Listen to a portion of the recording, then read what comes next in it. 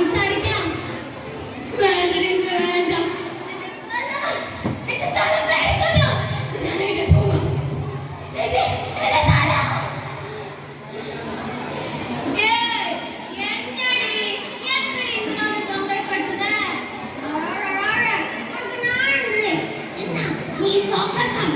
എല്ലാം ശരിയായി. ക്ലാസ്സൊക്കെ പിന്നെ തന്നാ മതി. അപ്പൊ നാളെ പാക്കറ.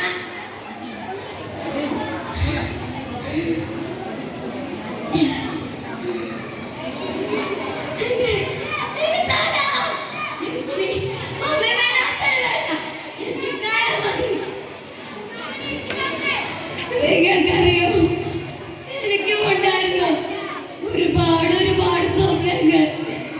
എല്ലാം തകർന്നത് നിങ്ങളാണ്, ഈ സമൂഹമാണ്. എല്ലാം തീരാൻ പോവാ.